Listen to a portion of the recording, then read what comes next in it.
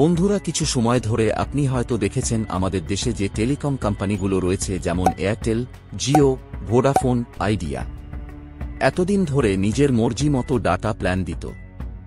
যাদের কাছে স্মার্টফোন নেই, যারা সাধারণ বোতাম টেপা মোবাইল ইউজ করে, সেই মোবাইলেও ডাটাযুক্ত মাসিক প্ল্যান নিতে হতো। ডাটা ছাড়া আপনি কোনো মাসিক প্ল্যান পাবেন না কথা বলার জন্য। ভারতে এমন কোটি কোটি মানুষ রয়েছে যারা এই ধরনের মোবাইল ইউজ করে, আর তারা না চেয়েও বেশি দামি ডাটাযুক্ত প্ল্যান কেনে। তাদের ডাটার কোনো দরকার নেই, কারণ তাদের মোবাইল ইন্টারনেট চলেই না, তাও তাদের এই প্ল্যান কিনতে হয় না চেয়েও। এই সমস্যা ফাইনালি সরকার দূর করতে চলেছে। সরকার সাধারণ মানুষের কথা শুনেছে এবং সরকার একটি নতুন নিয়ম বের করেছে।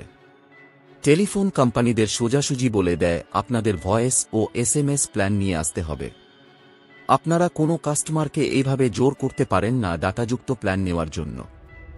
আপনারা যারা শুধু ভয়েস কল চান বা এসএমএস প্ল্যান চান, তারা খুব কম দামে পাবেন 90 থেকে 365 দিনের প্যাক। আর এটা ভারতে 23 জানুয়ারি 2025 থেকে লাগু হবে। 23 জানুয়ারির পর থেকে আপনি এই ভয়েস ও এসএমএস প্যাকগুলি পেয়ে যাবেন।